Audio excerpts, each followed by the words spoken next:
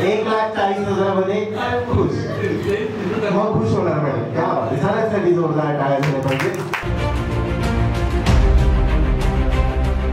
4th position for the best performer goes to Ravindra Kale.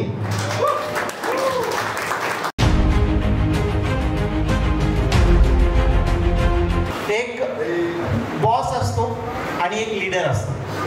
Right. Boss जो असतो तो स्वतः मागे असतो आणि टीमला सांगतो चला चला तुम्ही तुमचं काम करा, मी आहे मागे.